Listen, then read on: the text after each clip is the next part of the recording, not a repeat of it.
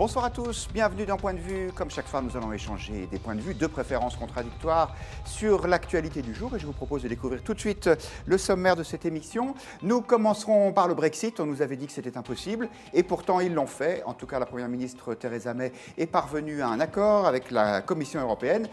Un marché de dupes. Eh bien, on essaiera de répondre à cette interrogation. Nous nous intéresserons aussi au Parti socialiste. Faut-il qu'il disparaisse? On en est là, puisque la question n'est plus de savoir s'il peut ou non, mais si ce serait souhaitable pour cette gauche de se réformer ou de repartir de zéro. Nous parlerons aussi de Laurent Wauquiez. C'est ce week-end qu'aura lieu l'élection pour la présidence des Républicains. Le favori a-t-il une piste ouverte devant lui? Va-t-il réussir? On essaiera aussi de répondre à cette question. Et puis, bien sûr, nous parlerons des deux gloires nationales disparues cette semaine, Johnny Hallyday et Jean d'Ormesson, à qui le président de la République a rendu un hommage solennel ce matin aux Invalides. Est-ce qu'il symbolise l'Union nationale? Eh bien, nous allons le demander à nos 4 invités que je vais vous présenter tout de suite. Bonsoir Laurence de Charette. Bonsoir. Vous êtes la directrice de la rédaction du Figaro.fr. Bonsoir Benjamin Grange. Bonsoir. Vous êtes président de Dentsu Consulting et directeur général de Dentsu Aegis France. Votre métier, c'est la communication numérique, les stratégies d'influence, tout ce qui se passe sur les réseaux sociaux et qu'on ne voit pas forcément. Bonsoir Guillaume Bernard. Bonsoir. Vous êtes maître de conférence à l'ICES, directeur de collection aux presses universitaires de France. On est très heureux de vous accueillir dans l'équipe. Votre dernier livre, La guerre à droite aura bien lieu, le mouvement d'Extrogir. D'Extrogir, ça veut dire mouvement vers la droite, c'est bien ça? C'est le gonflement des idées par la droite du spectre politique et donc le glissement des idéologies de la droite vers la gauche. Et si vous voulez en savoir plus, c'était chez Desclés de Brouwer, c'est toujours chez Desclés de Brouwer, c'était publié l'année dernière. Et Hervé Nathan, directeur adjoint de la rédaction de Marianne, est aussi avec nous. Bonsoir Hervé. Bonsoir. Et votre couverture de cette semaine, eh bien, ça tombe bien, parce qu'on est raccord avec notre sujet, les immortels, pourquoi ils sont la France, avec naturellement Jean d'Ormesson et Johnny Hallyday, dont on reparlera dans quelques minutes. Mais pas avant de nous être intéressés au Brexit. Et bien finalement, c'était peut-être pas si difficile que ça de sortir de l'Union européenne. En tout cas, c'est ce que semble croire, laisser admettre, l'accord trouvé cette nuit entre la Commission européenne et le Royaume-Uni. Le président de la Commission, justement, très tôt ce matin à Bruxelles, se réjouissait de cette situation. Écoutez Jean-Claude Juncker. On the basis of the mandate which was given to me by the European Council, the Commission has just formally decided to recommend to the European Council that sufficient progress has now been made on the strict terms of the divorce. Hervé Nathan nous avait dit on ne peut pas sortir de l'Union européenne. Il y a un article qui le prévoit, l'article 50, mais finalement, on ne le mettra jamais en œuvre. Et puis finalement, c'est pas si compliqué. Je ne me souviens pas d'avoir dit ça. Mais non, c'est pas vous qui avez dit ça. On va dire que c'était le consensus de place. Moi, j'ai toujours pensé. Oui, c'est le consensus. Moi, j'ai toujours pensé que c'était possible. Donc, pour une fois, c'est vrai. Je trouve que c'est d'autant plus possible que finalement, les Européens, malgré leurs promesses, sont très en deçà des engagements qu'ils avaient pris. Si on prend les 3 éléments que les Européens, les 27, c'est-à-dire ceux qui vont rester dans l'Union européenne, avaient mis comme condition au fait de commencer à discuter vraiment des relations futures avec la Grande-Bretagne. Il y avait 3 conditions. La dette, enfin ce qui restait à payer, le reste à payer pour la Grande-Bretagne, normalement c'était au moins 50 milliards, sans doute 60, et il y avait des estimations jusqu'à 100. Là on a dit à 40 milliards, ça pourrait suffire. Donc ça signifie qu'éventuellement, et là on est totalement dans l'ambiguïté, il faudra quand même que le gouvernement nous assure que nous, contribuables, excusez-moi de parler à la première personne du pluriel, que nous, contribuables, nous ne serons pas de notre poche pour les contribuables britanniques, parce que c'est quand même ça le problème, c'est s'il reste quelque chose que les Anglais ne payent pas, c'est les autres qui vont payer, les Français, les Allemands, etc. etc. La deuxième condition, c'était un statut vraiment bétonné pour les nationaux européens qui resteraient en Grande-Bretagne. Pour le moment, on a dit qu'ils auraient accès au marché du travail, qu'il n'y aurait pas de discrimination, mais on voudrait savoir plus. Quid, par exemple, du rapprochement familial?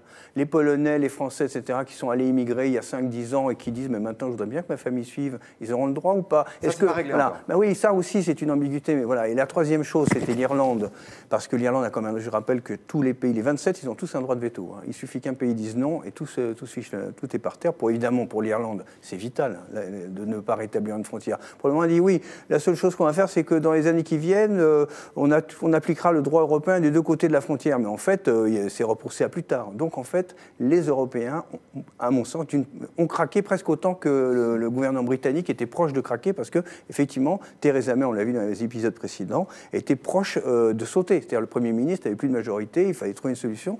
Et d'une certaine manière, pour moi, les Européens ont commencé à craquer, et je pense qu'ils vont craquer encore plus fort quand on va commencer à discuter des conditions réelles du statut futur. Je ne vais pas faire un trop long tunnel. Oui, mais voilà, et donc, parce qu'il y aura des forces très importantes qui diront, bon, écoutez, vous êtes gentils, mais nous, on veut pouvoir continuer à faire du commerce librement, à commencer par les usines d'automobiles. Je rappelle une chose, toutes les usines d'automobiles britanniques appartiennent à des groupes continentaux. Ils sont soit allemands, en général allemands d'ailleurs, voire PSA pour Vauxhall. Donc de toute façon, on va avoir chez nous des gens qui vont dire mais il faut les laisser rentrer, parce qu'on veut que nos automobiles viennent... C'est que en ce qui concerne le marché unique, c'est pas du tout tranché, parce qu'en gros, Laurence de Charette, si on a bien compris, l'accord dit, alors, le Royaume-Uni sortira du marché unique, sauf si on n'arrive pas à trouver un accord, et dans ces cas-là, il pourrait y rester. Ce qui fait que des deux côtés de l'Irlande, on est content, les Irlandais du Nord, parce qu'ils croient qu'ils vont sortir, puisqu'ils sont attachés au Royaume-Uni, et les Irlandais du Sud, qui sont un État européen, la République d'Irlande, qui dit, mais non, pas du tout, on va rester unis. Oui. Sur cette question-là, aussi bien que sur la question de la Cour de justice européenne, et c'est vrai que l'Europe a fait ce qu'elle sait faire, une ambiguïté qui permet de sortir par le haut ou par le bas, on ne sait pas très bien. Ce qu'on a établi là, c'est, pendant ces 9 mois, c'est la volonté de divorcer. On a parlé beaucoup de gros sous, comme souvent dans un divorce, mais on n'a pas du tout établi les modalités du divorce. Et il reste encore, je pense, beaucoup d'écueils et beaucoup de travail devant nous, oui. Enfin, devant nous, je me place du point de vue de ceux qui veulent sortir. Alors, si on essaie de passer de l'autre côté, Guillaume Bernard, du côté des Britanniques, en fait, les Anglais disaient on va sortir de l'Union européenne parce que ça nous coûte trop cher. Mais finalement, là, si ça leur coûte 40, 50, 55 milliards, on ne sait pas exactement, peut-être que les Anglais vont changer d'avis finalement. Peut-être que Tony Blair, qui avait dit au Figaro il faudrait peut-être voter, il aurait raison. Les opinions publiques sont toujours très versatiles, ça on le sait bien. La seule chose, c'est que dans cette affaire, pendant la campagne sur le Brexit, on nous disait qu'il allait y avoir une crise économique sans précédent si jamais le Brexit était voté. Ensuite, on nous a dit maintenant qu'il était admis par l'opinion publique, ça n'allait jamais réussir à se réaliser, il y aurait une crise diplomatique. On s'aperçoit qu'on arrive toujours à sortir d'une situation, alors plus ou moins indemne, ça c'est clair, mais en l'occurrence, très sincèrement, aujourd'hui, on ne sait absolument pas, enfin moi en tout cas, mais je ne suis peut-être pas suffisamment féru dans la matière, mais on ne sait absolument pas comment véritablement les choses vont se passer. Du point de vue de la politique, je sais bien que c'est le niveau zéro, hein, mais ça a un impact, ça je connais un peu mieux, ça a un impact par exemple sur les élections de 2019 et sur la composition des groupes politiques au Parlement européen. Parce que je vous rappelle qu'il y a 2 partis politiques, les conservateurs et le UKIP, qui sont au centre, qui sont l'épine dorsale de 2 groupes politiques au Parlement européen. Et donc le retrait du Royaume-Uni provoquera sans aucun doute une recomposition des groupes au Parlement européen. Là, de ce point de vue-là, on en est absolument, pour le coup, absolument certain. Pour ce qui est des modalités exactes, je dirais, du retrait du Royaume-Uni, très sincèrement, ce soir, on ne sait absolument pas précisément comment les choses vont se faire. On est encore dans le brouillard, mais on n'est pas tombé dans le fossé, en tout cas. Benjamin Grange. Alors moi, je ne suis pas aussi critique que vous, parce qu'on sait que dans une négociation, le temps, finalement, n'est pas linéaire. Et là, on assiste finalement à une stratégie des petits pas, avec une première étape, qui est peut-être un accord très partiel, sur lequel, comme vous dites, on ne sait pas grand-chose, et que le reste, finalement, est encore immense. Mais en tout cas, c'est une première étape. Et je dois dire qu'en termes de communication de ce projet de divorce, il y en avait besoin. Parce que ça fait des mois que l'on dit on travaille sans aucun accord, et finalement, avec même à un moment une forme de retour en arrière possible, ça a même été évoqué, et là finalement c'est un acte qui est une forme de cliquet anti-retour, et il en valait de la crédibilité de Jean-Claude Juncker et de l'Europe, qui était finalement la victime, puisqu'elle a pris acte de la décision anglaise, et donc il lui fallait finalement montrer que ça avance. Et donc en l'occurrence, je pense que c'est une première étape de communication. Juste dans cette étape, on va faire court, mais juste dans cette étape-là, il y avait quand même la volonté affichée, pour cette première étape, de montrer aux opinions publiques européennes, continentales, que toute tentative de sortie se paierait le maximum. Voilà, et ça, c'était un objectif Pour dissuader nettement les affiché, autres, notamment essayer par de le sortir, gouvernement français, Hervé Nathan pour dissuader les autres, pour bien montrer, y compris c'est un usage interne en France, c'est-à-dire montrer, par exemple, à ceux qui auraient, aux électeurs, par exemple, du Front National, dire, vous voulez quitter l'Union européenne, regardez combien ça va coûter. Et bien, ça, c'était un des objectifs de cette première étape. La deuxième, une fois ça, et donc, il fallait montrer que ça coûte cher. Et ben, moi, je pense que la démonstration n'est pas faite. Voilà. Oui, au moins de ce point de vue-là. En même temps, on a montré que c'était compliqué. Elle est un peu punitive, votre Europe, cher Hervé, quand même. Hein. Ça veut dire, on ne reste pas dedans parce qu'on y est heureux, mais parce que ça coûterait plus cher d'en sortir que d'y rester. C'est pas mon Europe, c'est que, effectivement, je pense que l'Europe telle qu'elle est en partie punitive, oui, c'est vrai. Alors, on souhaite la bienvenue à tous les internautes qui nous ont rejoints, qui font des commentaires, comme toujours, pertinents, sur laquelle, Laurence de Charette, vous allez pouvoir réagir. Commentaire de Joloc, par exemple, qui nous dit « Eh bien, vivement le Frexit », tandis qu'Hugo Gagneux nous dit « C'est quand même une faillite de l'Europe, le Brexit ne va qu'accélérer la dislocation du Royaume-Uni » et exacerber les tentations régionalistes.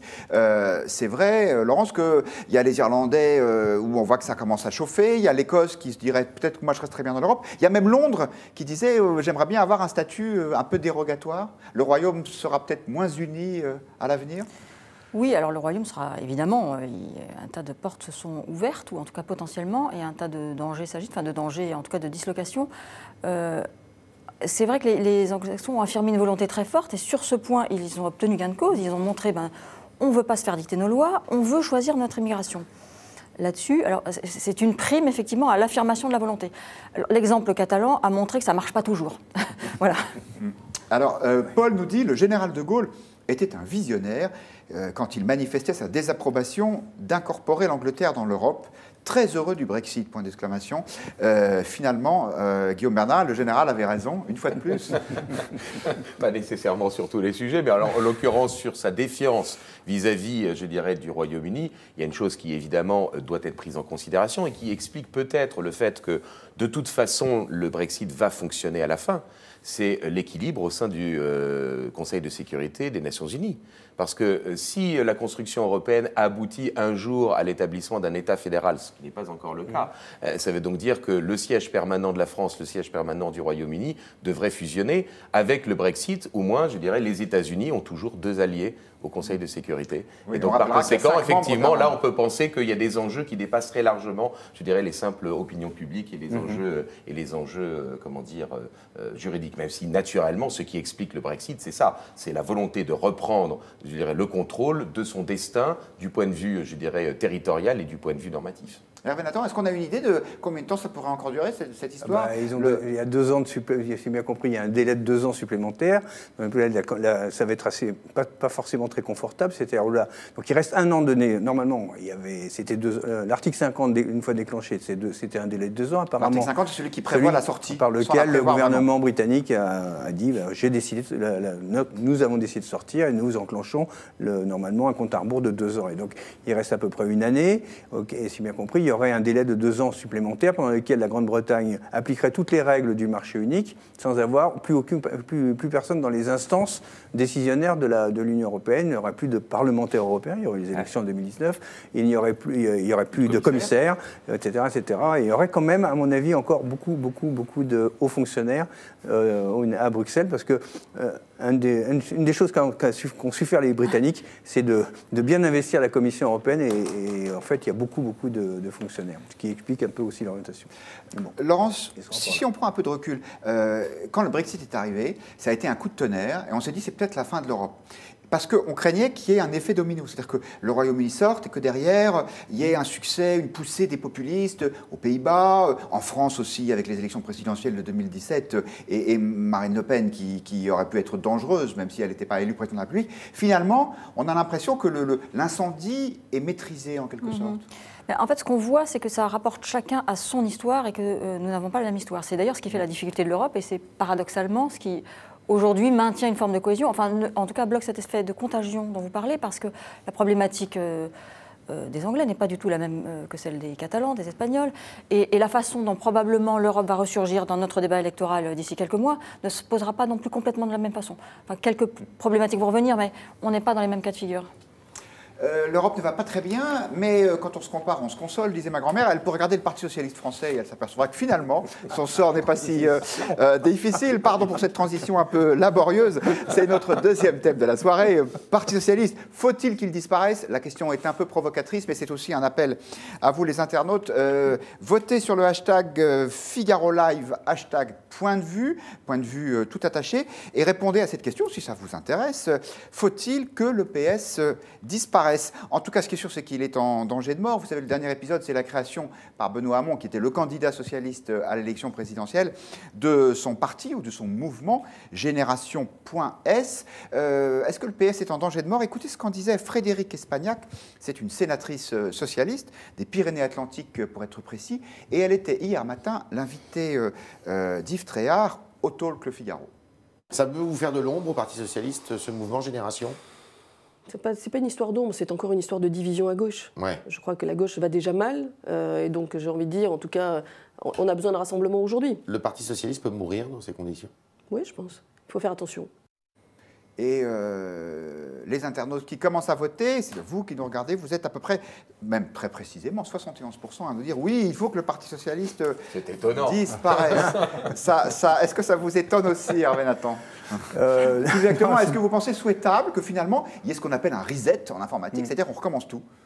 Je pense qu'il faut faire un reset, mais il faut s'entendre. Je pense que le courant socialiste, le courant d'idées socialistes va perdurer, parce qu'il vient de très loin, et en fait, je pense qu'il y a encore un avenir pour certaines des idées qu'il porte. En revanche, qui est évidemment en train de décéder, c'est le Parti socialiste qui est né en 1971 au congrès d'Épinay. C'est ça qui meurt. C'est pas le parti de Jean Jaurès qui mourrait. C'est éventuellement la destruction et peut-être la transformation ensuite ultérieure de cette forme particulière qui a pris le socialisme, guidé par François Mitterrand en 1971, avec Jean-Pierre Chevènement derrière, qui était qui était l'inspirateur idéologique, etc. Mais il faut se rappeler quelque chose, c'est ça qui manque dans la réflexion des socialistes, c'est que ce parti-là s'est constitué à Épinay en 1971 parce qu'il était sur un mouvement social puissant on était 3 ans après 1968, et même des conflits ouvriers, etc., qui étaient qui remontait à bien avant. Et donc, il y avait un vrai courant qui portait le Parti socialiste. Et l'erreur,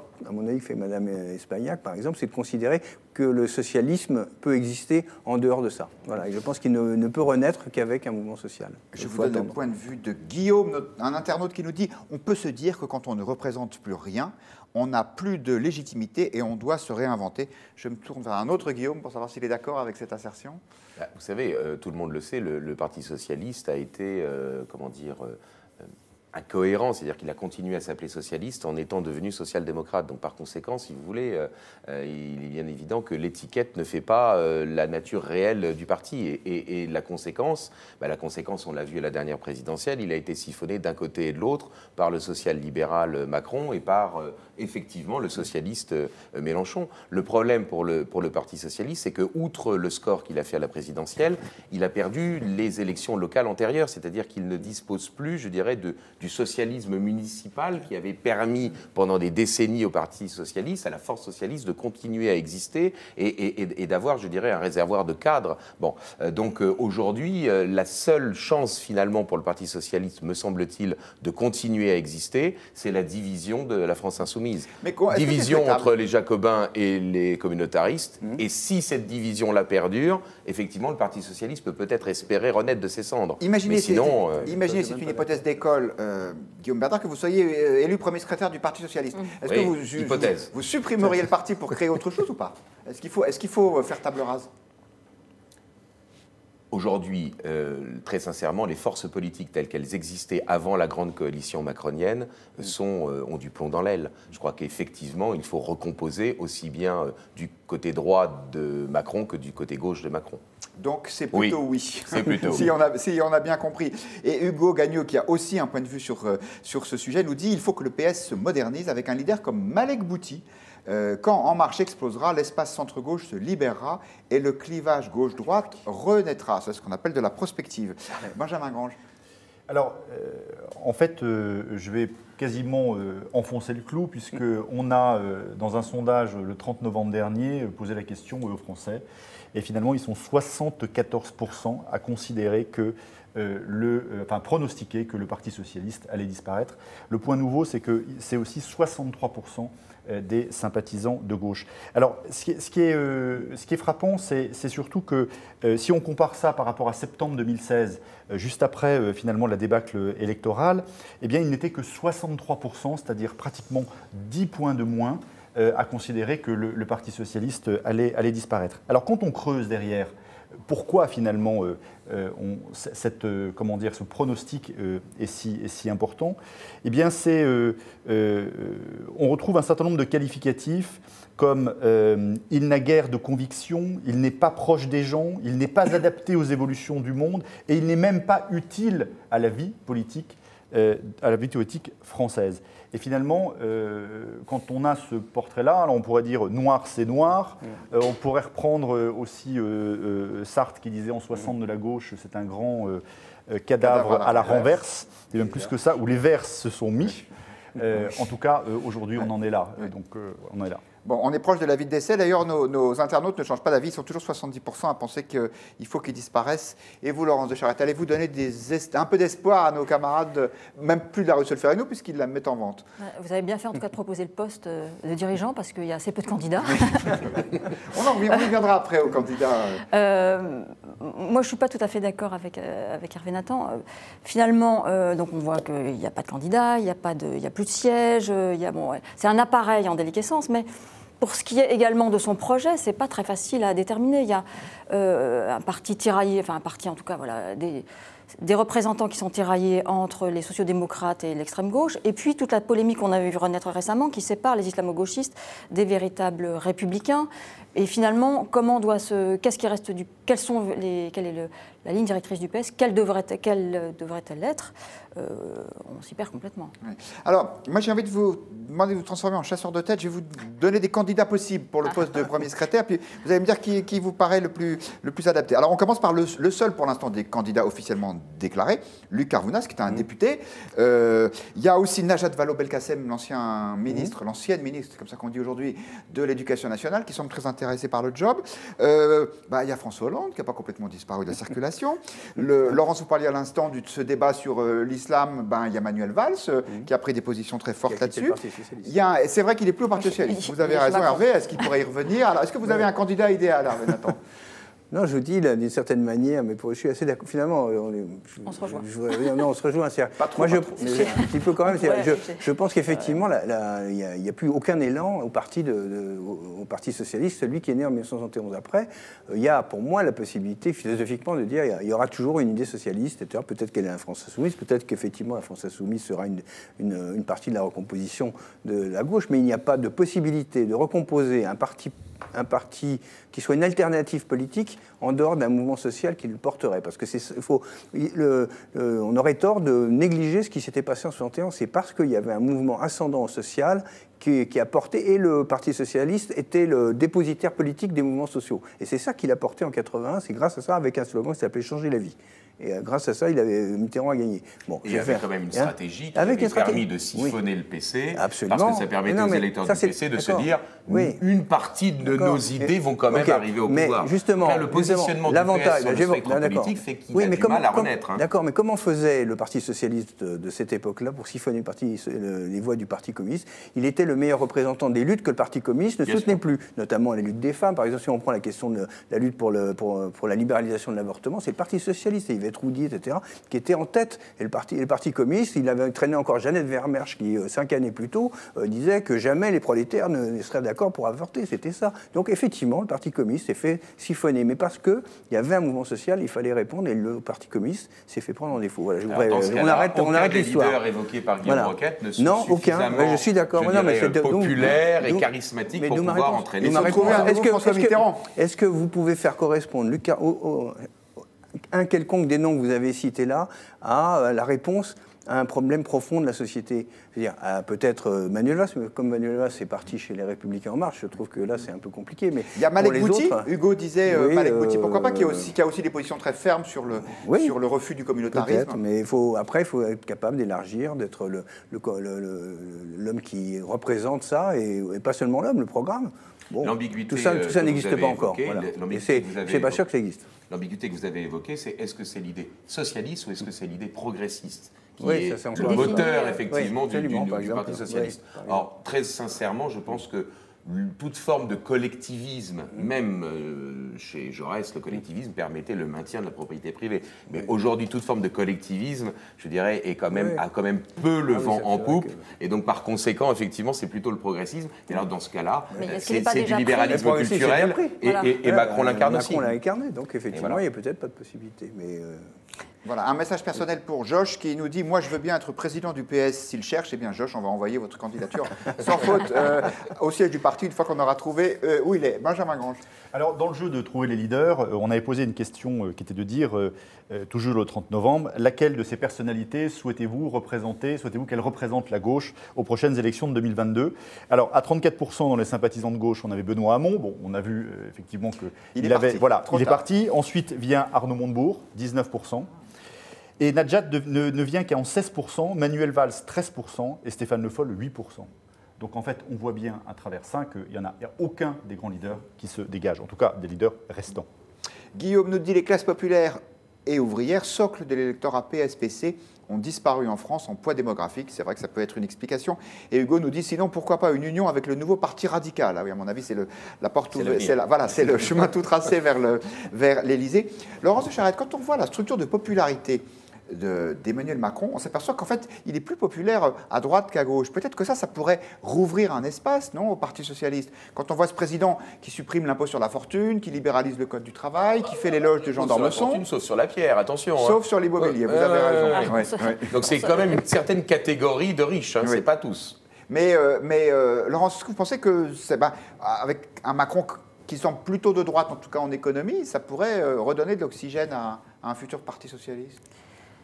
Alors, paradoxalement, c'est ce qu'on se disait, c'est-à-dire finalement, Emmanuel Macron s'est fait élire avec un programme qui n'était pas aussi affirmé sur le point de vue libéral économique, et finalement, là-dessus, chacune des positions qu'il prend avance de plus en plus et grignote tout le terrain de Wauquiez, et paradoxalement, sur les questions sociétales, il est plus à gauche. Mais ces questions sociétales, étant déjà représentées, il ne reste plus que Najat Vallaud-Belkacem qui pourrait les surreprésenter à gauche.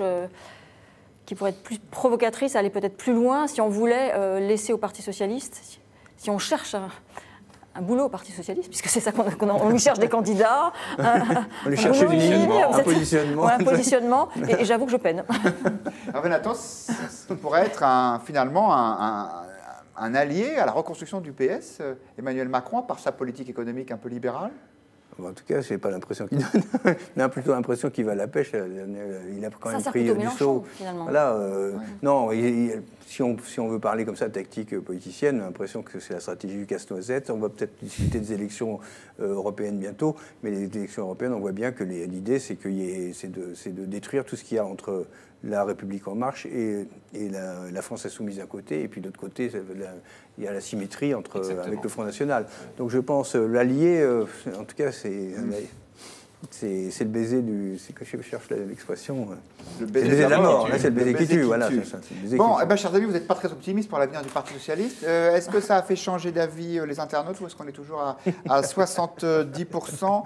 Eh bien non, ça reste à 70%. Donc l'affaire est faite et nous allons pouvoir passer de l'autre côté de l'échiquier politique pour nous intéresser aux Républicains. C'est ce week-end l'élection à la présidence de ce parti, uniquement pour les membres des Républicains, les adhérents qui vont voter. Laurent Wauquiez est le grand favori.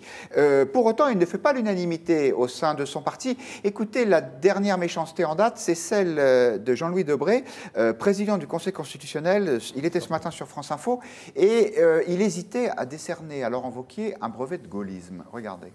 Moi, je suis profondément gaulliste, comme Jean d'Ormesson était gaulliste.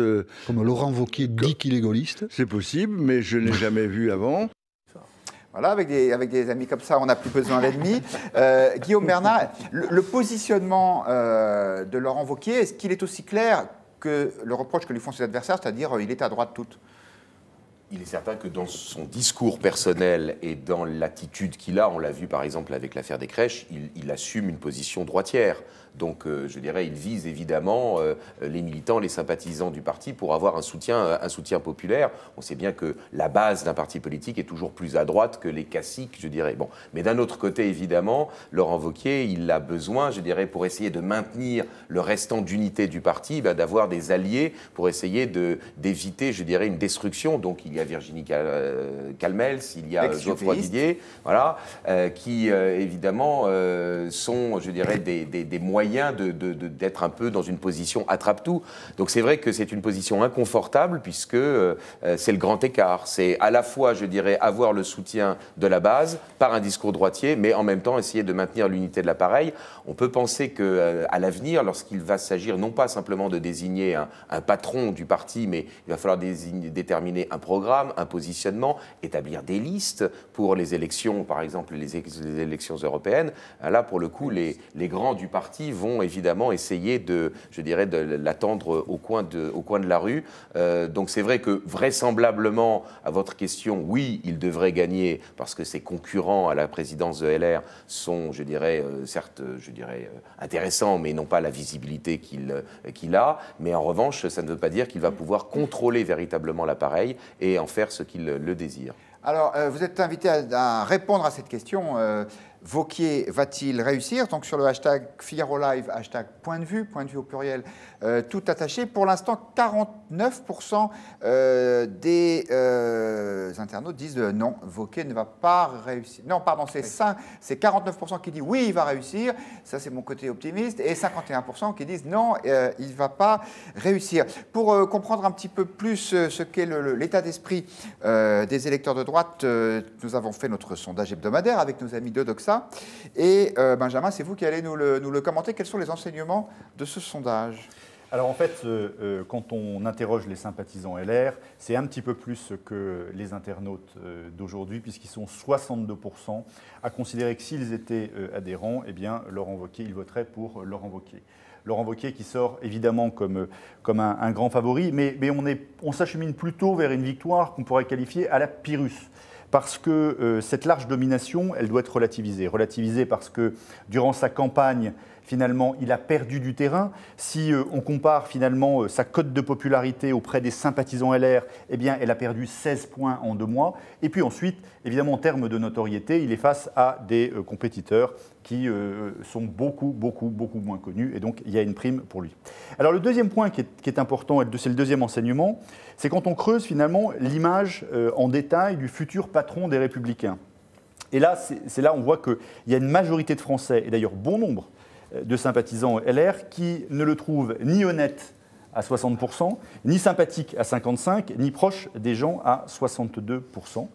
Et donc, forcément, ça pose question. Alors, on s'est mis à creuser les choses. Alors, si la régie peut nous mettre ce qu'on a sur les réseaux sociaux, c'est de regarder finalement ce qu'on en dit. Et donc, vous avez sur cette cartographie, vous savez, ces petits icônes qui donnent un peu les sentiments. Et alors, il y en a deux qui sont amusants. Donc, le premier, enfin amusant en tout cas, le premier qui ressort, c'est finalement cette flèche en bas qui clairement veut mentionner que ce n'est pas très intéressant le débat, mais le deuxième est plus intéressant. C'est le deuxième qui ressort, c'est le Pinocchio. Et ça illustre finalement toute cette perception pas forcément de très grande honnêteté. Laurence de Charette, avez-vous des éléments pour remonter un peu le moral? Ce pauvre Laurent Wauquiez, s'il nous écoute. Comment dire? C'est mieux qu'au PS. Oui, on voit que c'est pas gagné. Enfin, le premier tour, son élection étant quasi assurée, son job n'est pas gagné. Il y a du travail. Ouais, il lui reste beaucoup de travail. Et c'est d'autant plus difficile que son premier job, on va dire, c'est de reconquérir les lettres de premier opposant. Mais ça, Emmanuel Macron n'est pas prêt à le laisser faire parce qu'il n'y en a vraiment aucun intérêt. Mélenchon est un opposant parfait. D'abord parce qu'il est quand même moins crédible. Hein. On peut faire ce plaisir à Wauquiez. Et deuxièmement, parce qu'il a le grand mérite d'expliquer aux électeurs de droite que Macron est bien plus intéressant que Wauquiez. Alors tout ça, c'est un piège. Et comme on disait tout à l'heure, je pense que ce piège va continuer à agir pour les européennes. Merwan Meadji nous a rejoint du Figaro.fr. Bonsoir Merwan. Alors vous êtes allé vous plonger dans les réseaux sociaux. Est-ce que vous confirmez cette espèce de tonalité un peu critique dont nous parlait Benjamin ou pas? Ouais, je confirme. Alors pour le coup, je suis allé dans les commentaires sous le sondage du jour. Et donc, dans les commentaires, il y a deux communautés qui s'affrontent. Ce sont ceux qui croient en Laurent Wauquiez pour dimanche, c'est sûr, il y arrivera, et ceux qui trouvent stupide, justement, ceux qui pensent qu'il va relever le niveau.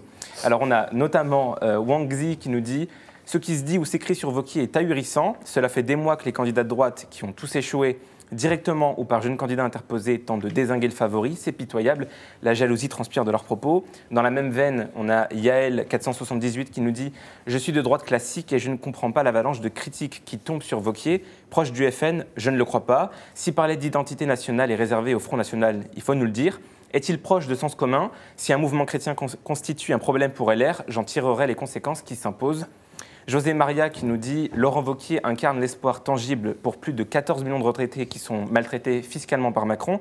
Partout où je vais, amis, connaissances, on ne parle plus que de Wauquiez en termes élogieux. Dommage de devoir vieillir de 4 ans de plus avant de voir la lumière et de pouvoir souffler un peu. » Et enfin, on a les autres, notamment Gabi Grancel qui nous dit « Je suis de droite classique et je coince avec Wauquiez. C'est un personnage remarquablement intelligent mais qui n'inspire ni confiance ni amitié. Il sera lui aussi uniquement jugé sur son bilan, mais je doute de sa capacité à incarner la France comme président. » Et enfin, Jean-Claude Baillet qui nous dit « Gêné d'être habitant de Lyon avec cette personne comme président de région, que fait-il? Pas grand-chose, rien. Il me fait penser à Trump, il devient boss des Républicains.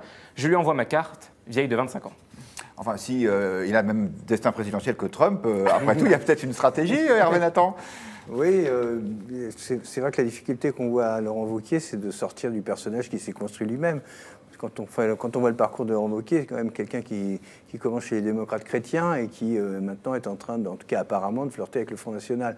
Donc c'est quand même un personnage... Enfin, je dis apparemment. On verra. Bernard, modérément d'accord avec vous, on lui donnera la parole après. Oui, mais voilà, donc on verra. Pour le moment, sa stratégie semble minorer de toute façon les chances de son camp d'arriver un jour au gouvernement. Je pense que d'une certaine manière, c'est ce que cherchent, on le disait, ce que cherchent les macroniens, c'est de le repousser de ce côté-là, et que pour le moment, il a l'air de trouver cette voie comme la voie de sa chance. J'ai du mal à y croire. Guillaume Bernard. Oui, je réagissais là sur la question de la proximité avec le Front National. Il a, dès juillet dernier, donc après les législatives, pris une position, alors que d'ailleurs personne ne le lui demandait, pris une position extrêmement claire sur le fait qu'il n'adoubait plus la stratégie du Nini, mais qu'il voulait à tout prix réinstaller le cordon sanitaire vis-à-vis du Front National. Le Nini, c'était on vote ni pour Macron, ni pour Marine Le Pen. Juste après avoir dit qu'au moment des échéances, au moment où on voit quelle est la norme politique, c'est au moment où on lui pose la question, Monsieur Wauquiez, entre Monsieur Macron et Madame Le Pen, que vous choisissez vous, il dit je ne choisis pas. Puis après, il dit zut, quand même, il aurait fallu que je choisisse. Oui.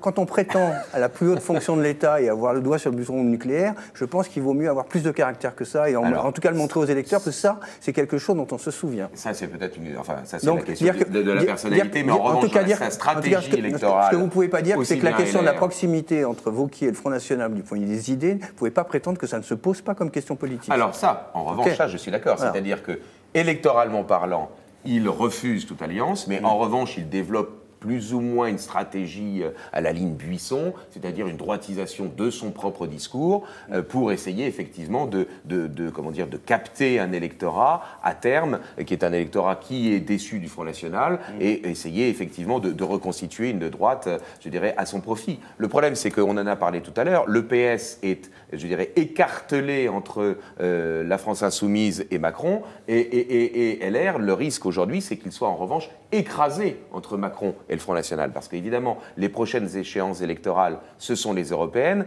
et là, même si Marine Le Pen est décrédibilisée du point de vue de sa propre personne, il est certain que le discours eurosceptique du Front National arrive en bloc, tandis qu'évidemment, LR est parfaitement divisé sur cette position, et donc vous imaginez une liste nationale LR aux européennes avec un souverainiste, un fédéraliste, un eurosceptique, etc., ça va ne ressembler à rien, et donc c'est évidemment ça la très grande difficulté. Et donc l'électorat du Front National ira voter Front National. Voilà. puisqu'ils auront... bah oui. Eh bien, on va voir.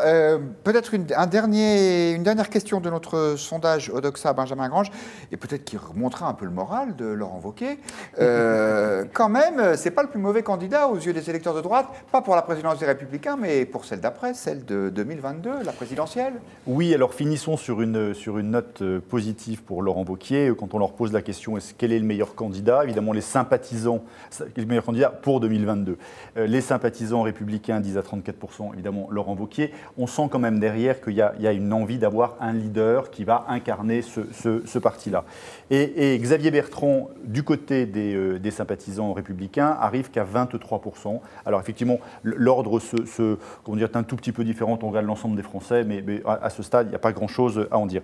Toujours pour terminer sur cette note positive, il y a quand même deux choses qui sont apportées au crédit en termes d'image de Laurent Wauquiez. C'est que les sympathisants, les Français, lui reconnaissent qu'il est dynamique pour 58% d'entre eux et ayant des convictions pour 50%, 55% d'entre eux. Donc la tâche est importante, mais en même temps, il a quand même deux qualités sur lesquelles il peut compter. Merci Benjamin Grange. Je vous propose maintenant de nous intéresser à deux personnalités que nous aimions beaucoup, je pense qu'on peut le dire, je ne sais pas si c'est collectif, en tout cas au Figaro, qui sont Jean d'Ormesson et Johnny Hallyday. Je vous remonte la couverture de Marianne, s'il est encore possible de la voir, qui les associe tous les deux en disant les immortels, pourquoi ils sont la France. Hervé Nathan, vous n'y allez pas de main morte là. C'est la France, c'est Johnny Hallyday et Jean d'Ormesson. Ils méritent tous les deux un hommage national. Bah, on a décidé de les plonger tout. Enfin, bon, quand il y avait une concordance des temps, il ne faut pas le cacher. Donc il y a 2 jours d'intervalle. Oui, ils sont morts même. Voilà. Donc on a eu envie de dire deux choses. La première, c'est que comme la France, quand même, c'est la littérature, et d'une certaine manière, Jean d'Ormesson représentait bien la littérature française. Alors, je n'irai pas jusqu'à dire que c'était Victor Hugo. Je pense qu'il faut aussi éviter les exagérations. On verra dans 50 ans. On verra, ça se verra dans 50 ans. Je crois que chez nous, on dit qu'il y a un des collègues de Jean d'Ormesson qui dit que c'était Victor Hugo, oui, mais sans les misérables ni les travailleurs de la mer. Donc ça commence pas facilement, mais c'était quand même une image de la littérature. C'est vrai que que les Français se reconnaissent dans la littérature. S'il y avait une âme à la France, la littérature en fait partie.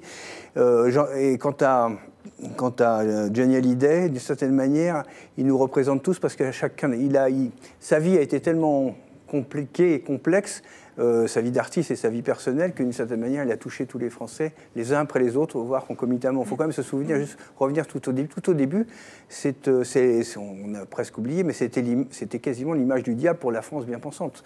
C'était l'image des blousons noirs. C'est le concert de la Nation qui finit en émeute, etc. Et puis, petit à petit, il a élargi totalement son... Il est allé faire son service militaire. Il est allé faire son service militaire. Voilà. Et sympathique aux yeux de l'électorat de droite. Qui était l'icône qui aurait pu être l'icône d'une contestation prolétarienne extrêmement radicale au tout début, est devenu petit à petit l'ami de Nicolas Sarkozy, d'abord de Jacques Chirac avant lui, etc. Il a passé à droite, et donc, d'une certaine manière, c'est un parcours politique et artistique qui finit par toucher l'ensemble de la population, ce qui fait que demain matin, j'imagine, l'hommage sera sûrement très émouvant. Donc, à cette question à laquelle nous vous proposons aussi de répondre Johnny Hallyday, Jean d'Ormesson, enfin l'Union nationale, point d'interrogation, eh bien Hervé Nathan répond oui. Vous aussi, vous pouvez répondre #Figaro Live, Point de vue. Il y en a un autre qui est d'accord sur cette unanimité autour des deux hommes. Eh bien, c'est Jean-Louis Debré, l'ex-président du Conseil constitutionnel, qu'on a entendu à l'instant et qu'on va réentendre. C'était ce matin sur France Info. Mais c'est un élan d'unanimité. Soyons heureux de rendre cet hommage. Alors, à Johnny ou à Jean d'Ormesson, la nation a toujours rendu des hommages à des grands personnages. Je pense à Paul Valéry, je pense à Maurice Barrès, je pense à la première femme qui a eu des obsèques nationales, qui était Colette en 1954 au Palais Royal. Oui, il est bien une nation. C'est un rêve d'avenir partagé, mais c'est aussi une histoire. Alors pour l'instant, 71% des internautes répondent plutôt non à cette question Twitter sur l'Union nationale. Guillaume Bernard, ce matin j'assistais comme beaucoup de gens du Figaro, à l'hommage rendu par le président de la République à Jean d'Ormesson dans la cour des Invalides. Il y avait ces honneurs militaires, ce drapeau bleu-blanc-rouge sur le cercueil. Est-ce qu'on aurait dû faire la même chose pour Johnny Hallyday, ou est-ce que vous voyez une différence de nature entre ces deux parcours? C'est bien difficile comme question, honnêtement, parce que ça laisserait supposer qu'il faudrait hiérarchiser la valeur des hommes. Et ça, j'avoue que je n'oserais pas prendre position. Moi, ce qui me... évidemment, la situation, je dirais, où il y a une certaine unanimité est extrêmement touchante. J'ai plutôt quand même tendance à penser qu'il y a, j'espère qu'il n'y aura pas demain, je dirais, des scènes d'hystérie, mais qu'il y a, je dirais, une disproportion peut-être entre, je dirais, la mort de deux personnes parfaitement honorables et dont l'œuvre est intéressante, et je dirais l'hommage national, si vous voulez. Là, je vais vraiment passer pour un vieux rabougri, mais que voulez-vous, si vous voulez, pour moi, l'unité de la nation, pour moi, l'unité de la nation, c'est Philippe Auguste qui met la pâtée à Jean Santerre à Bouvines. Pour moi, c'est Condé qui met la pâtée aux Espagnols à Rocroi. Voilà, ça, pour moi, évidemment, ça a un sens, c'est-à-dire que c'est évidemment... bon, alors cela dit, ce qui est très touchant, c'est que incontestablement, et par, je dirais, une culture plutôt intellectuelle pour Jean d'Ormesson et pour une culture populaire pour Johnny Hallyday, il y a quand même dans ces deux personnages-là, je dirais, le signe qu'il y a une appartenance à une culture commune. Et donc là, de ce point de vue-là, évidemment, c'est quand même quelque chose d'important de ce que, eh bien, on se rend compte qu'avec pourtant des divisions sociales, avec des divisions politiques, avec des opinions, je dirais, diverses, il y a quand même, je dirais, une appartenance nationale qui est réelle parce qu'il y a la communion dans une même culture.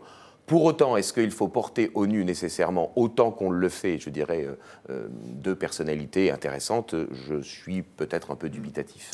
Eh bien, vous avez un allié en la personne de Jacksman qui nous dit « Ne soyons pas superficiels, l'union nationale sur ces deux décès, c'est ridicule comme idée. » Laurence de Charette, est-ce que vous serez sur les Champs-Élysées demain matin ?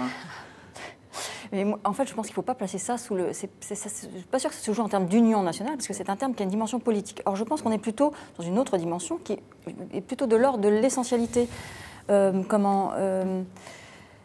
Jean d'Ormesson disait il ne faut pas mourir le même jour que Piaf, parce qu'après, c'est comme Cocteau, on se fait mettre de côté. Et bien là, je crois que c'est exactement l'inverse. On assiste à une semaine un peu extraordinaire, où malgré tout, où ces deux stars, au lieu de se manger la lumière l'une l'autre, se la renvoient. Qu'est-ce qu'on a fait toute la semaine? On a parlé de générosité, on a parlé de vérité, on a parlé de culture, de rock, etc. Et en réalité, cette ode commune à des valeurs autour du rock et de la littérature, cette double ode assez improbable, nous renvoie malgré tout à une essence française. Et d'ailleurs, Macron a dit aujourd'hui, la littérature, c'est l'essence de la France. Donc on arrive dans une forme d'universalité qui est normalement le propre de l'art et peut-être de l'esprit français. Et demain matin, dès 10h, Figaro.fr retransmettra en direct nous serons, nous, le Figaro.fr, sur les champs pour vous permettre de le regarder. Nous y serons. Et Lily qui dit à l'instant, c'est joli ce que dit Laurence. Mais oui, c'est très vrai.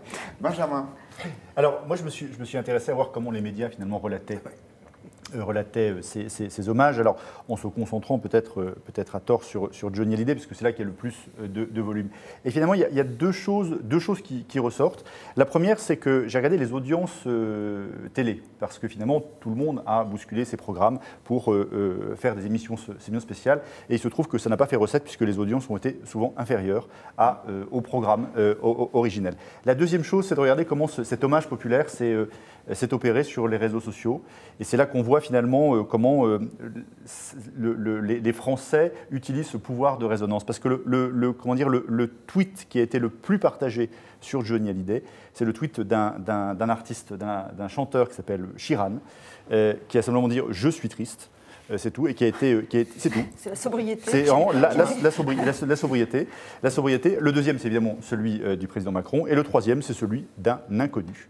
Comme quoi, on peut arriver aussi à être en résonance même quand on n'est pas connu. Et pour retrouver le meilleur de ces deux personnalités, je vous signale le hors-série du Figaro Magazine consacré à Johnny Hallyday qui est dans les kiosques et dont vous allez voir à l'instant la couverture. Quant à nous, au Figaro Magazine, eh bien, nous avons voulu rendre hommage à Jean d'Ormesson qui a été pendant 16 ans le chroniqueur du Fig Mag chaque semaine avec un adieu assez personnel, avec des témoignages de Frédéric Becbédé, le critique littéraire du Fig Mag, de Philippe Bouvard ou d'Éric Neuhoff. Et vous, Hervé Nathan, est-ce que vous serez demain matin sur les Champs-Élysées ? Non, je ne pense pas que je serai sur les Champs-Élysées pour des raisons personnelles, mais je pense qu'il ne faut pas négliger l'émotion d'une partie au moins de la population qui est causée par le décès de Johnny Hallyday. Je pense qu'il y a quelque chose qui tout d'un coup a saisi les gens, parce que d'une certaine manière... il y a toute une génération, on a parlé beaucoup de la génération du baby-boom, mais qui effectivement est en train de sortir de la scène politique, mais n'empêche qu'elle s'est entièrement reconnue, elle a entièrement vécu avec Johnny Hallyday. Je rappelle quelque chose, ça a été dit dans les différents articles qui ont été publiés par les journaux, mais il y a une génération qui a écouté Johnny Hallyday tous les soirs dans Salut les copains sur Europe 1. Tous les soirs, la moitié des jeunes, il faut quand même se revenir de ce que c'était, la moitié des jeunes avaient l'oreille collée au transistor à 17h pour écouter l'émission de Daniel Philippaki.